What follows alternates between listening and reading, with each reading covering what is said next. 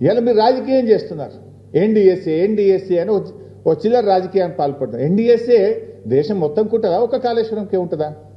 ఇదే గోదావరి నది మీద కిందికి పోతే పోలవరం కొట్టుకపోయింది, పోలవరం డయాఫ్రేమ్ వాల్ కొట్టుకపోయింది, పోలవరం గైడ్ వాల్ కొట్టుకపోయింది, 2000 కోట్ల రూపాయల నష్టం జరిగింది.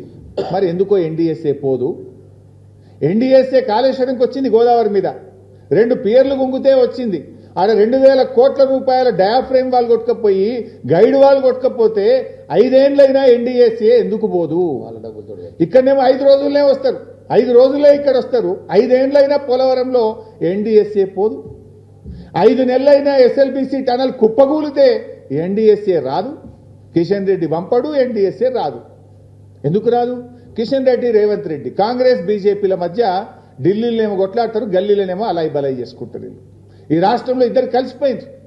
కలవకపోతే ఎస్ఎల్బీసీ టనల్ కుప్పగూలి ప్రాజెక్టు భవిష్యత్తు ప్రశ్నార్థకమైతే ఎందుకు ఎన్డీఎస్ఏ రాలేదు? నేను అడుగుతా ఉన్నా. ఇలా పోలవరంలో కూలిపోయింది, మరి అక్కడ ఎన్డీఎస్ఏ పోలే.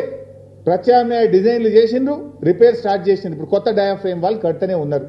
మరి ఆడ కట్టినప్పుడు ఈడెందుకు కట్టరు? ఈడ ఎన్డీఎస్ఏ పేరు మీద ఎందుకు కాలయాపన చేస్తున్నారు? అంటే పోలవరంకో నీతి, కాళేశ్వరంకో నీత, కాళేశ్వరంకో నీతి, ఎస్ఎల్బీసీ టనల్కు ఇంకొక నీత.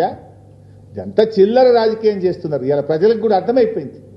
కాంగ్రెస్ పార్టీ రైతు ప్రయోజనాల కంటే, రాష్ట్ర ప్రయోజనాల కంటే చిల్లర రాజకీయాలకు ప్రాధాన్యత ఇస్తూ ఉంది. దయచేసి ఎన్డీఎస్ఏను ఎన్డీఏ ప్రభుత్వం రాజకీయ సంస్థగా మార్చొద్దని, తక్షణమే మరమ్మతులు చేపట్టాలని చెప్పి కూడా